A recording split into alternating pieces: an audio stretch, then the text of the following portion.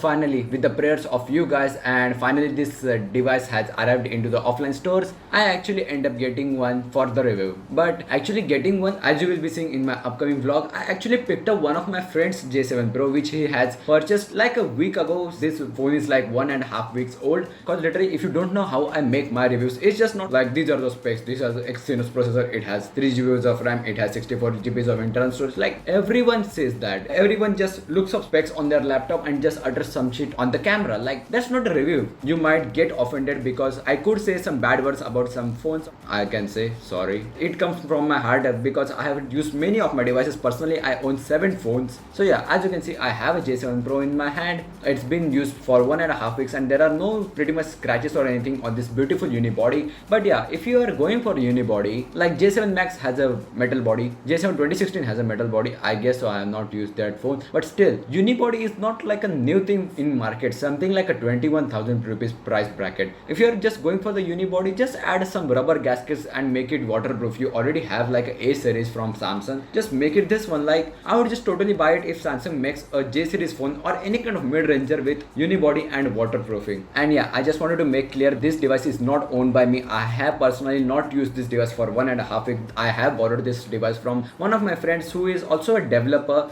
That dude just removed Flipboard and openly installed Bixby with no root over here. So I'm just going to tell some of his facts and my facts about this device. So yeah, let's just get it started. And the numbers are not something you should be proud about. 48k. This device costs about like J7 NXT, which is the most affordable J7 you can grab. Now, if you're not familiar about this course or anything, because the J7 Max costs about 65k or something, which is awesome. And also that device has a Mali T880, which is the same GPU as a Galaxy S7 Edge, which is like 2016 flagship graphics card for a phone. And this device has a Mali T830, not that powerful to be exact, but as you can see, if you go to the specs, this phone also has the same camera setup as a On 7 Max. 13 megapixel at the front, f1.7, 13 megapixel at the back, f1.7. again, that phone is faster than this thing. But if you are just telling I need to do benchmarks, doesn't care much, optimizations is what you look for. Well, let's just fire up again. And just 1 second for the owner of this phone. Dude, I asked you a device for review and you don't even give me games. Like literally you installed fidget spinner on this thing. You bought a 22,000 rupee phone, just get a fidget spinner already. Like what am I going to review in this? It doesn't lag at all on a 22,000 rupee phone. Wow, review has been completed. Like seriously, you gave me a fidget spinner game and an incomplete download of No Limits. Seriously, I have to literally copy these games from my Galaxy S7 Edge. As in every other review, I have bumped up everything to the max in terms of performance. I have scaled down the resolution as I will show you in a second, but still let's just see the performance. As you can see, it's on a high, and if you have not seen my J7 NXT review, on high settings J7 NXT was just extremely smooth, no lags at all. But yeah, this phone has a 1080p display and that phone has a 720p, so it doesn't really make it fair.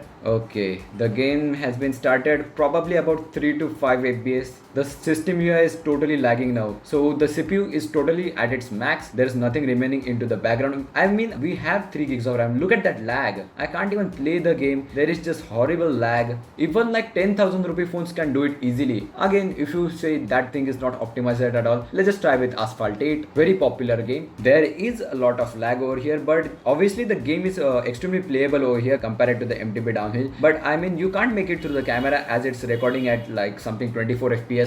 The gaming experience is horrible on this thing, even if you turn down stuff at all. Like literally look at that thing. This dude has also installed Game Tuner on this thing and turned down stuff. Let's just see the settings over here. As you can see, for the Asphalted, we are running textures quality, of course minimized at 80%, hardware performance at the max, and the game was still lagging. Let's just try with the MTB downhill again, whether we could get something playable or not. Let's just turn it out to 50, which would make it like 720p display, I guess, and also the texture quality to 50, hardware performance max. Done.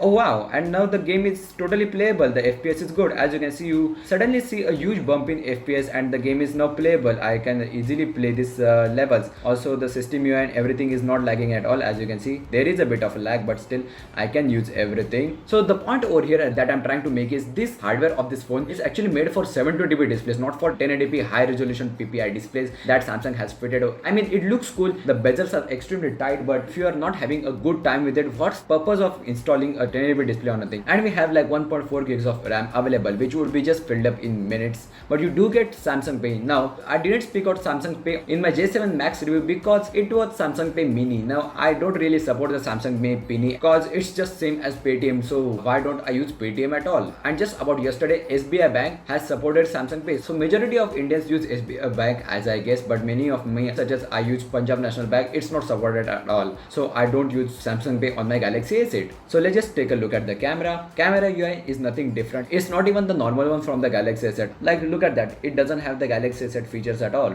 You have a social camera which puts like Snapchat filters on your face. Let me just show you. As you can see, like who the hell uses this? The front camera has fixed focal length, so yeah, you will never get a perfect picture with it. I tried to focus on my face rather than focusing on my background or any kind of stuff, but yeah, you need to have like a perfect focus. Like Samsung, please add focus picking in this thing. It would be very helpful if it comes to the front camera of this thing. It's just hectic. You can't actually get a perfect clear selfie with this phone, even if you have that swag of 13 megapixel camera. At the back, you have these pro modes which are not pro at all. You get the panorama, continuous shot, HDR restore, night, beauty face, dual camera, rear cam selfie. But rear cam selfie is just useless if you don't have that J7 Max like ring feature at the back. But yeah, you just get the normal stuff such as floating buttons which were announced in the A series. You don't get any kind of 4K recording stuff. Like there is not even full HD 60 FPS. I know I have never recorded full 4K on my Galaxy S7, iPhone or S8, but it's just good to have it. If I was not able to own this device, I would definitely look for a device which can record 4K as a YouTuber. Like clearly, I guess you guys are getting my point where I'm going with. Now coming down to the software, let's just go to the settings. In the display, you get blue light filter, which is kind of handy. Yeah, if you stay at nights reading your documents or stuff, it's handy. And the only pro feature you get in a budget device, as it stands for a J, is always on display. Yep, you get a full always on display, and I have also made a video on it how you can customize it, so you can also follow it, as this device also runs on Android Nougat. Going to the advanced features, you get accessories. Now in accessories, you also get automatic unlock for the S-View cover, lock and masking of apps, multi-window, just the normal stuff. Nothing new over here. The panic mode, which has been replaced by the emergency mode, and the dual messenger if you want to use multiple accounts for the same app. Going to the device maintenance, you get the all prime features such as S power planning. Like there is nothing prime in it anymore. It's just like every other Samsung phone has it. As like the J7 Max, it doesn't get any kind of S cleaner over here. Even like J7 Max has more features than this thing. Even if you go to the security, you have face recognition on the J7 Max and it just works perfect. Why don't just install in this one? But the only thing which I like about this phone is the bezels. They are extremely thin. Like look at this. I have a Galaxy S7 Edge as a comparison over here. Those are basically the same. But yeah, this is my final verdict about this phone. If you want to buy this phone, it doesn't have performance. You can literally buy a OnePlus 3 and just brag about the performance of the Snapdragon 820. Fit and finish of the phone. I can get many other metal phones and just forgot about it, because literally if you buy this unibody phone, the camera hump is not there, but the camera is flat to the body. It can easily scratch up. You have to use case on it. Now my friend has not used case on it because he just randomly switches out his phone's camera. 13 megapixel at the front, 30 megapixel at the back, f1.7. Just buy a OnMax if you want that. Even the OnMax has a better processor and it's just ridiculously fast than this phone. You have to turn down the graphics, every other stuff just 50% in order to get this phone going.